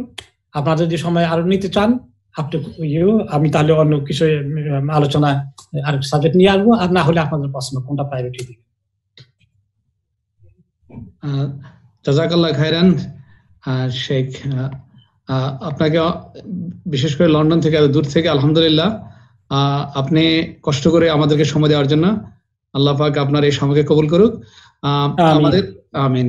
আমাদের শেখ রফিকুল ইসলাম ভাই, আপনার কাছে কোনো প্রশ্ন আসছে কিনা আপনি একটু কাইন্ডলি, যদি কেউ কোনো প্রশ্ন করে থাকে ওগুলো একটু দেন, আর অথবা আপনার যদি কমন কোনো কোশ্চেন থাকে ওটা একটু বলতে পারেন। আর আমরা আরো 7-8 মিনিট আছে আপনার, ইনশাআল্লাহ। তো আমি শেখ রফিকুল ইসলাম ভাইকে বলছি আর কি, ইনশাআল্লাহ। রফিকুল ইসলাম ভাই। জাযাকাল্লাহু খায়র। অসংখ্য শুকরিয়া আমাদের সম্মানিত আজকের মেহমান কাইয়ুম ভাইকে, উনি শত ব্যস্ততার ভিতর থেকেও আমাদেরকে সময় দিচ্ছেন। জাযাকাল্লাহু খায়র, আল্লাহ আপনাকে উত্তম প্রতিদান দান করুন। তো আমাদের কাছে কয়েকটা প্রশ্ন আসছে। একটা প্রশ্ন আমাদের এক ভাই করছেন যে কেউ যদি এত পরিমাণ গুনাহ করছেন, গুনাহ নিয়ে উনি মারা গেছেন, মানে গুনাহ করার অবস্থাটা এরকম যদি হয় যে ওনার জাহান্নামের পর্যায়ে হয়ে গেছে, কিন্তু তার মৃত্যুর পরে তার জন্য দোয়া করলে তার কোনো জান্নাতে যাওয়ার বা তার কোনো হেল্প হবে কিনা? এখন যারা ওয়ারিস আছেন, ছেলে মেয়েরা বিশেষ করে, তাদের ব্যাপারে তো হাদিসে এসেছে, ইযা মাতা ইবনু আদম ইনকাতা আমালহু ইল্লা মিন সালাত, বনি আদম মারা গেলে তার সমস্ত আমল কেটে যায়, নেক আমলের কোনো সুযোগ থাকে না, তবে তিনটি রাস্তা খোলা থাকে। একটা হলো সাদাকাতুন জারিয়া, যদি এরকম কিছু করে যায় এটা অ্যাড হবে, তার গুনাহ মাফের জন্য হয়তো এটা কন্ট্রিবিউট করতে থাকবে, অথবা কোনো ইলমিন ইনতাফাউ বিহি, দ্বীনি ইলমের প্রচার প্রসারে, লেখালেখি করাতে, মানুষকে ইলম শেখানোর কাজে কোনো কন্ট্রিবিউশন করে থাকে, এটা বুঝবে। আর তা না হলে 3 নম্বরে ওয়ালাদিন সালিহিন ইয়াদউ লাহু, নেক সন্তানগুলো রেখে গেলে, নেক আমল করে তারা যে তার জন্য দোয়া করবে, এটা তার অনেক কাজে লাগবে, এবং এটা আল্লাহ তাআলার কাছে তার জন্য জান্নাতের রাস্তা খুলতে পারে। কতক্ষণ পরে খুলবে, না তখন খুলবে, না কিছুদিন পরে খুলবে, সেটা আল্লাহ তাআলা রাস্তা খোলা রেখেছে। কাজে তার সন্ততি প্রিয়জন যারা আছে আশেপাশে, তারা যদি তাদের পিতার জন্য, তাদের প্রিয়জনের জন্য কিছু দিতে চান, দুটো জিনিস, একটা দোয়া আর মাইতের পক্ষ থেকে সাদকা খায়রাত, এটাও আল্লাহ তাআলার কাছে অনেক তাদের বালা মুসিবত দূর হওয়ার জন্য, আখিরাতের জিন্দেগির কষ্ট দূর করার জন্য কাজে লাগে। এটা সমস্ত ইমামরা একমত যে মাইতের পক্ষ থেকে যদি সাদাকা খায়রাত করা হয়, তার নিয়তে তার পরিবারের পরিজন লোকজন করে, সেটা আল্লাহ তাআলার কাছে কবুল হয়ে যায় এবং এটার ফল সে পায়। তার জন্য হজ করা যায়, ওমরা করা যায়, কেউ পরিবারের ছেলে মেয়েরা যদি এগুলা সন্তানরা করে, এগুলো তার জন্য রাস্তা খুলবে। জাযাকাল্লাহু খায়র। আরেকটা প্রশ্ন আসছে যে রমজানের ভিতরে যদি আমরা অন্য কাজে এঙ্গেজড হয়ে যাই, যদি রান্না বান্না বিভিন্ন কাজে, ঠিক সেই সময় দোয়া করা যায় কিনা? দোয়া এবং জিকির, সান্ধ্যকালীন জিকির, সকালের জিকির, ইস্তিগফার, তাওবা, দরুদ শরীফ, এগুলো সবকিছু সকল হালাতে করা যায়, শুধু কয়েকটি হালাতে করা যায় না। কাজায় হাজতের হালতে, টয়লেটে থাকা অবস্থায়, স্বামী স্ত্রী মিলামিশার অবস্থায়, এই কয়েকটা, বাথরুমে থাকা অবস্থায়, এই কয়েকটা অবস্থা বাদ দিলে আর যে কোনো অবস্থায় চলা ফেরা, হাঁটা, কাজ করা, গাড়ি ড্রাইভ করা, পাকশাক করা, সকল অবস্থায় করা যায়। যদিও ওই সময় হয়তো এত মনোযোগ থাকে না, যেমন বসে আল্লাহ তাআলাকে চোখের পানি ফেলে মোতাওয়াজ্জে হয়ে যেভাবে বলি কথাগুলো, সেই কোয়ালিটি না হলেও অন্তত আমার জবানকে যদি আল্লাহ তাআলার জিকিরে ময়েস্ট করে ফেলি, এটাও আল্লাহ তাআলার কাছে পরিমাণ কিছু কমলেও যথেষ্ট সওয়াব হবে। এই যে একটা হাদিসে এক সাহাবী বলেছেন, ইয়া রাসূলুল্লাহ, লাকাদ শারাইল ইসলাম কাদ কাসিরাত আলাইয়া, ইসলামের কত আমল যে আছে, এত বেশি আমল তো করতে পারি না, মানে ফরজের পরে নফল দিক থেকে কোন আমলটা করলে আল্লাহ আমার জন্য জান্নাতে যাওয়া সহজ হয়ে যাবে। তিনি তখন বললেন, তাহলে তুমি এক কাজ করো, মা ইয়াজালু লিসানুকা রাতবান বিযিকরিল্লাহ, তোমার জবানটাকে আল্লাহর জিকির দিয়ে ভিজিয়ে রাখো। তাহলে এটা এই হাদিসে অ্যালাউ করে দিয়েছে যে আমি যে কোনো কাজ করা অবস্থায় করতে পারি, একটুখানি মাঝে মাঝে মাইন্ডে নিয়ে আসা যে আমি তো আল্লাহ তাকে ডাকছি, আলহামদুলিল্লাহ, দিস ইজ গুড অপরচুনিটি। তার মানে শুধু যদি একটা ফর্মাল বৈঠকের জন্য বসে থাকি ফ্রি হয়ে, তাহলে আমাদের জীবনে জিকিরের সুযোগ অনেক কমে যাবে। জাযাকাল্লাহু খায়র শেখ, চমৎকার। আরেকটা কোশ্চেন আসছে যে আমরা কি কোনো নন মুসলিম এই কারেন্ট সিচুয়েশনে, কোভিড প্যান্ডেমিক এই সিচুয়েশনে, আমরা কি নন মুসলিম যারা মারা গেছে তাদের জন্য আমরা দোয়া করতে পারি, না আমরা শুধু মুসলিম উম্মার জন্য দোয়া করব? এটা যদি একটু মেহরবানি করে ব্যাখ্যা করেন। নন মুসলিমের জন্য মৃত্যুর আগে দোয়া করা জায়েজ, মৃত্যুর পরে দোয়া করার ব্যাপারে শরীয়তের আপত্তি এসেছে। মৃত্যুর পরে ইব্রাহিম আলাইহিস সালাম তার পিতার জন্য কয়েকদিন আল্লাহ তাআলার কাছে সুযোগ চেয়েছেন, আল্লাহ তাআলা সুযোগ দিয়েছেন, তারপর বলেছেন তোমার পিতার জন্য দোয়া করতে পারবে না। আবু তালেবের জন্য নবী করিম সাল্লাল্লাহু আলাইহি ওয়াসাল্লাম অনেক দোয়া করেছিলেন জীবিত অবস্থায়, কিন্তু মৃত্যুর পরে তিনি যখন ঈমান না নিয়ে মৃত্যুবরণ করলেন, নবী করিম সাল্লাল্লাহু আলাইহি ওয়াসাল্লামকে আল্লাহ তাআলা নিষেধ করে দিলেন, তুমি তার তো কারোর জন্য, কোন নবীর জন্য বা কোন মুমিনের জন্য এটা কখনো জায়েজ নাই, যারা মুশরিক হয়ে মৃত্যুবরণ করবে তাদের জন্য দোয়া করতে।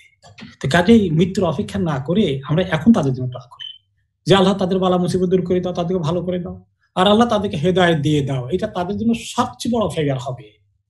কাজে হেদায়েতটাকে অ্যাড করে দোয়া করি যে আল্লাহ সমস্ত মুসলিম ও মুসলিমদের হেদায়েত দাও, আর সবার উপর থেকে আল্লাহ তুমি বালা মুসিবত দূর করে দাও। জাযাকাল্লাহু খায়র। আরেকটা প্রশ্ন আসছে যে যারা বৃদ্ধ এবং যারা অসুস্থ, ইভেন তারা রোজা রাখতে পারে না এবং 5 ওয়াক্ত নামাজও পড়তে পারে না, এরকম সিচুয়েশনে তাদের জন্য রমজানের ফিদিয়া বা কোনো প্রেয়ারের সিস্টেমটা কি হবে? যারা মনে করেন হুঁশ আছে তাদের তো নামাজ পড়তে হবে, আর যাদের হুঁশ নাই তারা গায়রে মুকাল্লাফ বিসসালাহ, তাদের আর নামাজের কোনো আর দায় দায়িত্ব থাকে না, কিন্তু রোজাটা থেকে যায়। কারণ রোজার ব্যাপারে স্পেসিফিকলি আল্লাহ তাআলা বলেছেন কোরআনে পাকে সূরা বাকারার মধ্যে বলেছেন, যে ব্যক্তি রাখতে অসমর্থ, ফিজিক্যালি এইবল না, ফাফিদাতু তুআমু মিসকিন, তাহলে তারা মিসকিন খাওয়াবে। এই জন্য রোজার ফিদিয়া দিতে হবে। প্রতি রোজার পরিবর্তে মনে করেন একজন ব্যক্তি 2 বেলা খেতে যা পয়সা খরচ হয় সেটা একটি রোজার ফিদিয়া আদায় করে দিবে। যদি কেউ কেউ বলেছেন 1 ফিতরা পরিমাণ দিলে হয়ে যায়, কিন্তু উত্তম হচ্ছে 2 বেলা খেতে পারে একজন মিসকিন যত পয়সা দিয়ে সেটা দিবে, এবং যেই দেশে এই বুড়ো মানুষটি আছে সেই দেশের 2 বেলার পয়সা দিবে, বাংলাদেশের হিসাব করে দিবে না। তাহলে রোজার ফিদিয়া দিবে, কিন্তু নামাজের ফিদিয়া লাগবে না। আর হুঁশ থাকলে কোন রকমে শুয়ে শুয়ে হলেও কোন রকমের ফরজটা আদায় করতে হলে তাকে করাতে হবে। খবরদার হুঁশ থাকা অবস্থায় নামাজ যেন মিস না করে। এমনকি এমনকি আমি একটা অ্যাড করি, কেউ যদি পাক না হতে পারে, এখানে অনেকেই মিসআন্ডারস্ট্যান্ড করেন যে মানে শরীর তো পাক নাই, তার তো পেশাব পায়খানা কোনো ঠিক ঠিকানা নাই, বিছানা সব ময়লা হয়ে আছে, রেগুলার পাক করা ক্লিন করা যাচ্ছে না। যদি ক্লিন না করতে পারে, যদি উযু না করতে পারে, তায়াম্মুম না করতে পারে, কেউ যদি না থাকে, পাশে কেউ থাকলে তায়াম্মুম করে দিবে, কেউ নাই, তারপরে তিনি বিনা উযুতেও নামাজ পড়তে হবে ফরজটা। এবং এই নাপাক অবস্থায় কাপড় চোপড় সবগুলো নাপাক অবস্থাতে নামাজ পড়তে হবে। জাযাকাল্লাহ খায়ের। আরো কিছু কোশ্চেন আসতেছে, আমার মনে হয় আপনি আরো একটু সময় আমরা চাবো আপনার কাছে, যে what type of মানে কি ধরনের লোক তারা যাকাত নেওয়ার জন্য, জি বলেন, যে কি ধরনের লোক, প্রশ্নটা হলো যাকাত কাদেরকে দিতে হবে আর কি, জাকাতের প্রাপ্য হকদার কারা, যাকাত পাবে কারা, যাকাতের পাওয়ার উপযুক্ত কারা? জি জি জি, এটা যদি একটু বলেন। জি, কোরআন শরীফে দুটো খাত এসেছে, ইন্নামাস সাদাকাতু লিল ফুকারা ওয়াল মাসাকিন ইলা আখিরি, 8টা খাত এসেছে। তার মধ্যে প্রথম দুটাই ফকির এবং মিসকিন। ফকির হলো যে হাত পাতে যার কিছুই নাই বলা যায়, এই হলো ফকির, একেবারে দরিদ্রের শেষ সীমানা যে আছে। আর মিসকিন হলো যে যার আছে কিন্তু তার এনাফ নাই, তার বেসিক নিডের অসুবিধা আছে, মানে এক বেলা খেতে পারছে, 2 বেলা 3 বেলা খেতে পারছে না, বা খেতে পারছে কাপড় কিনতে পারছে না, কাপড় কিনতে পারছে, ঘরে ছাদ নাই, বৃষ্টি পড়ে, ঘরও আছে মোটামুটি, কিন্তু চিকিৎসার জন্য অসুখে মরছে, দিতে পারছেন না, মিসকিন হয়ে গেছে, তাকে দিতে হবে। লোন করে ঋণগ্রস্ত হয়ে গেছে, তাহলে সেও নিতে পারবে। এইভাবে করে এই জাতীয় লোকগুলো। আর এখানে খেয়াল করতে হবে, অনেকে বলেন, আমি একটু অ্যাড করি, যে আত্মীয় স্বজনকে যাকাত দেওয়া যায় কিনা। 2 ধরনের আত্মীয়কে যাকাত দেওয়া যায় না। উপরের দিকে বাবা মা দাদা দাদি নানা নানি, উপরের দিকে যদ্দূর যায় তাদেরকে যাকাত দেওয়া যায় না। নিচের দিকে ছেলে মেয়ে নাতি নাতিন যদ্দূর নিচে যায় এদেরকে, এই 2 দিকে যাকাত দেওয়া যায় না। ডানে বামে ভাই বোন চাচা চাচি মামু খালা ফুফু ইত্যাদি, এদের সবাইকে দেওয়া যাবে যদি এক পাত্রে না খেয়ে থাকেন এবং তারা গরিব হয়। গরিবের ক্রাইটেরিয়া হলো বেসিক নিডকে সাফার করে, যেমন বললাম খাবার, থাকার জায়গা, গায়ের কাপড়, চিকিৎসা, ঋণগ্রস্ত ঋণ শোধ করতে পারে না, এই জাতীয় বেসিক খরচগুলো যদি মিট না করতে পারে তাহলে তিনি যাকাত খাওয়ার উপযুক্ত হচ্ছেন। জাযাকাল্লাহ খায়ের। আরেকটা প্রশ্ন আসছে, যে যদি কোনো ব্যক্তি অনেক পূর্বে রোজা মিস করে ফেলছে, আগে রোজা মিস করে ফেলছে, এখন কি তার ওইটা কভার করতে হবে? অনেক পূর্বে বছর বা 2-3 বছর হয়ে গেছে মিস করে ফেলছে, সেই রোজাগুলা কি তাকে কভার করতে হবে কিনা এবং কিভাবে করতে হবে, একটু যদি সংক্ষেপে ব্যাখ্যা। উচিত হবে আল্লাহর কাছে 1 নম্বরে তওবা করা। 2 নম্বরে রোজাগুলো নফল রোজার সময় যখন গুলো আসে, যেমন ছোট দিনগুলো আসে, ওই সময় তিনি কোনো নফল রোজা না রেখে শুধু ফরজ রোজার নিয়তগুলো করবেন। শাওয়ালের রোজার সময় তিনি ফরজ রোজার নিয়ত করবেন, জিলহজ মাসে তিনি ফরজ রোজার নিয়ত করবেন, এরপরে আপনার আরাফাতের দিনে তিনি ফরজ রোজার নিয়ত করবেন। এরকম করে করে তিনি কিভাবে লিস্ট বানাবেন যে ওনার জীবনে 100 রোজা বাকি রয়ে গেছে, না 200 রোজা কাজা হয়েছে, না 300 রোজা কাজা হয়েছে, এগুলো করতে থাকবেন মৃত্যু পর্যন্ত। আর যেহেতু অনেক বছর হয়ে গেছে, তাহলে এই মুহূর্তে বলা যায় না ওনার কোনো সময় ইন্তেকাল হয়ে যায় কিনা, তাহলে তিনি একটা রাফ এস্টিমেশন করে প্রত্যেকটি রোজার পরিবর্তে ফিদিয়া আদায় করে দিবেন আগে। যেমন 200 রোজার ফিদিয়া হয়ে গেল, আমরা আমাদের এখানে 5 পাউন্ড করে বলতেছি, তো 200 রোজার ফিদিয়া হয়ে যাবে 1000 পাউন্ড, তাই এটা উনি দিয়ে দিবেন। তারপরে দেওয়ার পরেও তিনি এই ফরজ রোজাগুলোকে নিয়মিত আদায় করার জন্য যখনই সুযোগ হয় ছোটখাটো দিনগুলোতে তিনি চেষ্টা করে যাবেন। এই চেষ্টা করা অবস্থায় কমপ্লিট করার আগে যদি তিনি দুনিয়া থেকে চলে যান তাহলে তিনি চেষ্টারত আছেন। আর 2 নম্বর তিনি ফিদিয়া দিয়ে দিয়েছেন, আর তিনি 3 নম্বরে তিনি তওবা করেছেন। এই 3 কারণে আল্লাহ তাআলার কাছে হয়তো উনি মুক্তি পেয়ে যাবেন ইনশাআল্লাহ। জাযাকাল্লাহ খায়ের শেখ, আরো একটু সময় আমরা নিব আপনার থেকে। Welcome, no problem at all. জাযাকাল্লাহ খায়ের। যতক্ষণ নিতে চান ইনশাআল্লাহ। আরেকটা প্রশ্ন আছে, আমাদের ভাই বোনদের অসংখ্য প্রশ্ন আসতেছে। জুমার দিন বাসায় থেকে জোহরের নামাজ জামাতে পড়া যায় কিনা? জুমার দিন বাসায় জুমার জামাত না করে জোহরের জামাত করবেন, এটা অসুবিধা নাই। জোহরের জামাত যখন পড়বে, নামাজ যখন পড়বেন তখন জামাত করা যাবে, অসুবিধা নাই। কেউ কেউ দিয়ে একজন ফতুয়া দিয়েছে ঘরে জুমা পড়ার জন্য নিজেরা, এটা আসলে ঠিক নয়, এই ফতুয়া দুর্বল। কারণ জুমার জন্য এই যে আম শর্ত, মানে জেনারেল অ্যাক্সেস টু এভরিবডি, এই জেনারেল পারমিশন নাই, কাজেই জুমা এই সমস্ত জায়গা হয় নাই বলেই ভাস্ট মেজরিটি ইমামদের মতামত। আর কেউ কেউ বলছেন যদি কোনো মিডিয়ার মাধ্যমে আজান রেডিও বা এগুলো এই জাতীয় কোনো ইয়ের মাধ্যমে ফলো করা যাবে কিনা, না সেটাও করাও ঠিক হবে না, এই ফতোয়াও দুর্বল, বরঞ্চ তার পরিবর্তে জোহর পড়বেন এবং জোহর পড়লে সেটা জামাত করতে পারবেন। বারাকাল্লাহ ফিকুম। জাযাকুমুল্লাহ খায়ের। প্রশ্ন আসতে আছে, আমি সব ভাই বোনদেরকে একটু রিকোয়েস্ট করব যে আমরা হয়তো সবগুলা অ্যান্সার এই মুহূর্তে নিতে পারবো না, তো আমি এর ভিতর থেকে আরো কয়েকটা প্রশ্ন নিচ্ছি।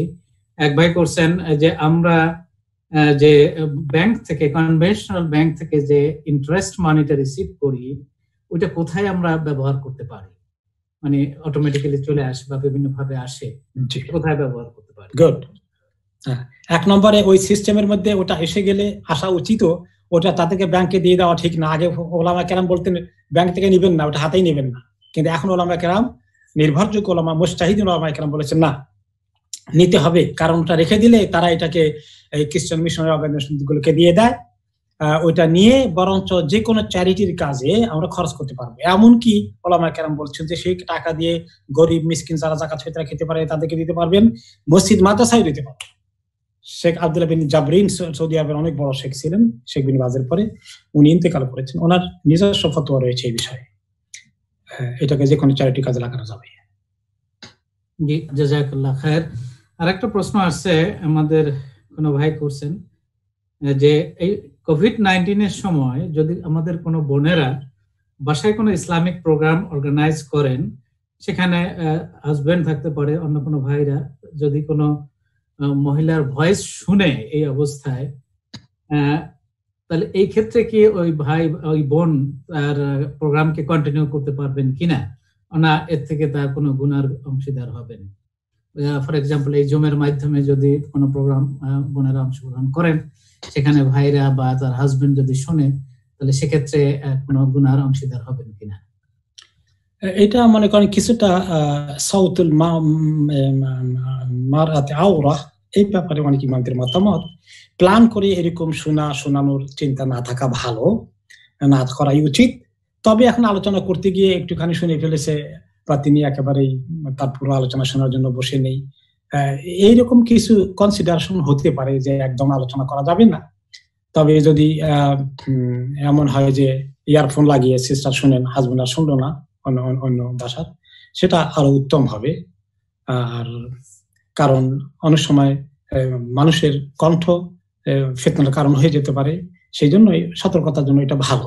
তারপরেও এটা এমন কট্টর নিষেধ নয় যেভাবে মনে করেন সামনাসামনি কথাবার্তা বলা শোনা একেবারে কাছাকাছি হওয়া, তার ওইরকম খারাপ বা আপত্তিকর নয়, সতর্কতার জন্য দূরে থাকা ভালো আর কি। আল্লাহু আকবার। জাযাকুমুল্লাহ খায়ের। শেখ, আরো একটা দুইটা প্রশ্ন আমি নিচ্ছি। এক ভাই আমাদেরকে প্রশ্ন করছেন, তার এক বৃদ্ধা চাচি হবেন, উনি লিখছেন, and 72 বছর বয়স, 72 প্লাস, তার অ্যাজমার কারণে সবসময় ব্যাপার নিতে হয়, ইনহেলিং ব্যাপারটা নেয়, আর একটু প্রিকশন হিসাবে এই টাইমে একটু বেশি নেয়। উনি রমজানের সময় এটা কন্টিনিউ করতে পারবেন কিনা?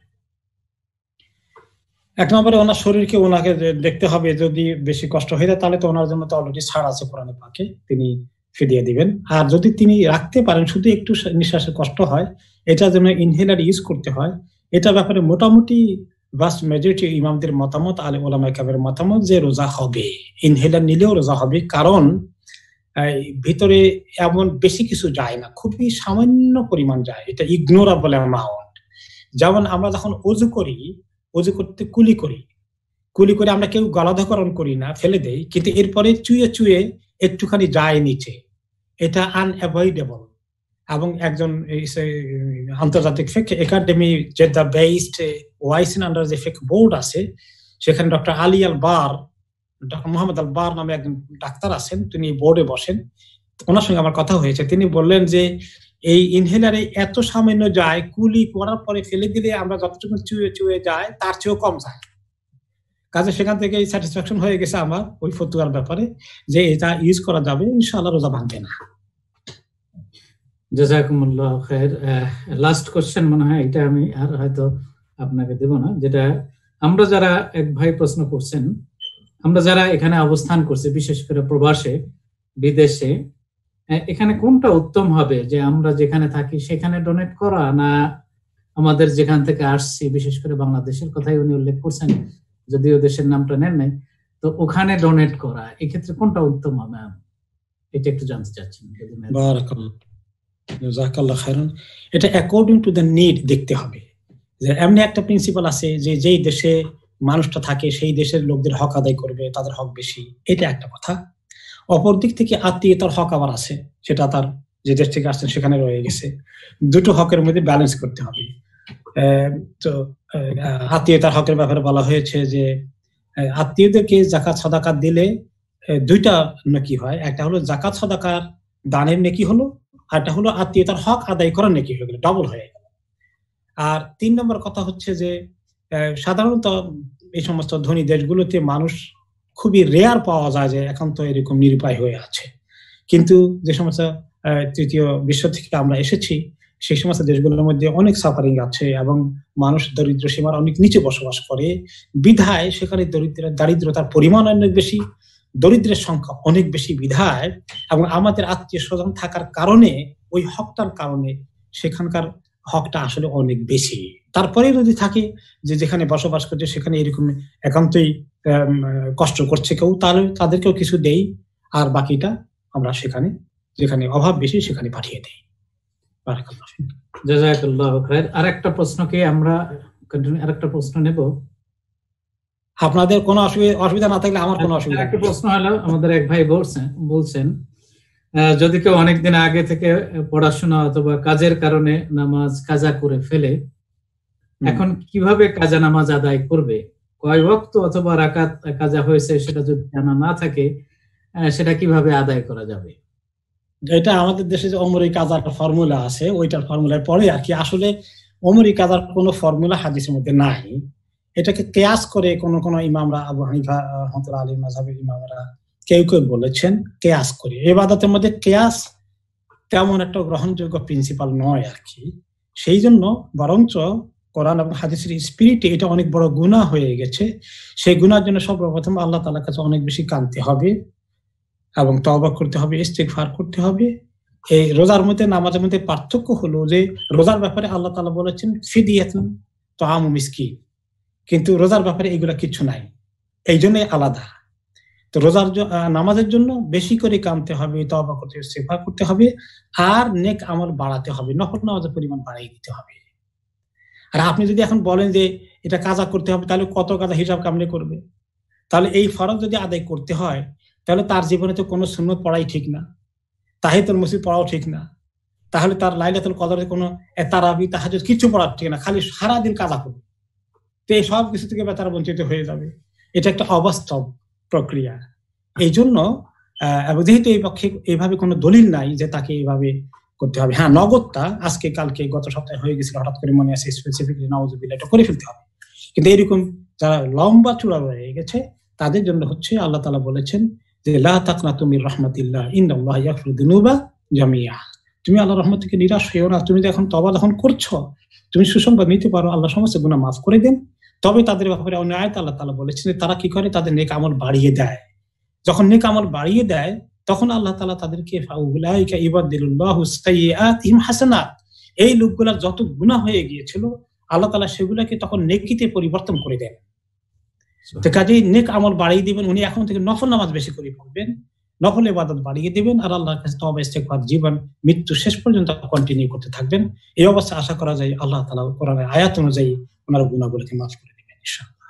জাযাকাল্লাহু খাইরান। চমৎকার আনসার, জাযাকাল্লাহ। আপনার সময়ের জন্য আমরা আপনার শুকরিয়া আদায় করছি।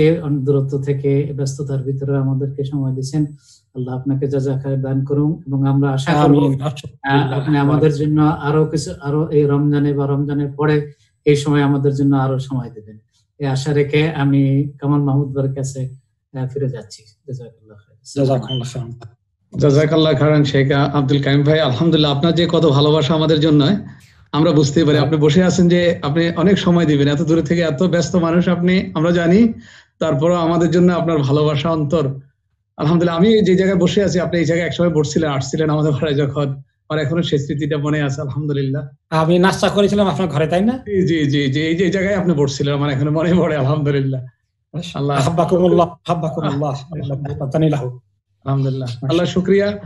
আমাদের পক্ষ থেকে, সিডনি অধিবাসীদের পক্ষ থেকে বা অস্ট্রেলিয়ার সবাই এখানে সবাই আছেন, আমাদের পক্ষ থেকে ইউকের ব্রাদার আপনার কাছে আমাদের সালাম পৌঁছাচ্ছি সব ভাই বোনদেরকে ইউকের, এবং তাদের জন্য আমাদের অন্তর কাঁদছে। তারা বিভিন্ন ভাবে যে কষ্ট সময় এর ভিতরে আছেন, আমরা তাদের জন্য দোয়া করি। আল্লাহ তাদের সবাইকে সুস্থভাবে আবার মসজিদে এবং সবাইকে যেন নিয়ে আসেন। আল্লাহ যেন সহজ করে দেন আপনাদের জন্য এবং আমাদের জন্য। আপনারা পরিবার সহ সবাই ভালো থাকেন এই রোজাতে। ইনশাআল্লাহ আপনার সাথে আবার সাক্ষাৎ হবে। আমি সংক্ষিপ্ত এক দুই লাইন দোয়া করে শেষ করব, ঠিক আছে? ইনশাআল্লাহ, অবশ্যই আমরা এটা চাই, আপনি আমাদের জন্য দোয়া করেন। ইনশাআল্লাহ আমি দোয়া শুনতে চাই, সবার জন্য আমাদের জন্য দোয়া করি। আল্লাহুম্মা ইন্না নাউযু বিকা মিন সাখাতিক ওয়া বিন মুআফাতিকা মিন উকুবাতিক ওয়া নাউযু বিকা মিনকা লা নুহসি সানাআন আলাইকা আনতা কামা আথনাইতা আলা নাফসিক। اللهم إنا نسألك رضا بعد القضاء وبرد العيش بعد الموت ولذة النظر إلى وجهك الكريم والشوق إلى لقائك في غير ضراء مضرة ولا فتنة مضلة. اللهم زينا بزينة الإيمان واجعلنا هداة مهتدين. اللهم إنا نسألك العفو والعافية في ديننا ودنيانا ومالنا وأهلنا. اللهم استر عوراتنا وأمن عوراتنا. اللهم احفظنا من بين أيدينا ومن خلفنا وعن أيماننا وعن شمائلنا وعن فوقنا ونعوذ بعظمتك أن نغتال من تحتنا. اللهم إنا نعوذ بك من شر الوباء والبلاء. اللهم ارحم على العباد والبلاد. اللهم إنا نعوذ بك من البرص والجنون والجذاب وعن سيء الأسقام. اللهم اغفر لنا ولأمواتنا اللهم اغفر حينا ميتنا شاهدنا غائبنا وصغيرنا وكبيرنا وذكرنا وأنثانا. اللهم من أحييته منا فأحيه على الإسلام ومن توفيته منا فتوفه على الإيمان. اللهم لا تحرمنا أجورهم ولا تفتنا بعدهم. اللهم اشف مرضانا واغفر موتانا وارحمنا برحمتك يا أرحم الراحمين. وصلى الله تعالى على خير خلقه سيدنا محمد وعلى آله وأصحابه أجمعين. والسلام عليكم ورحمة الله وبركاته. وعليكم السلام ورحمة الله وبركاته. جزاك الله خيرا.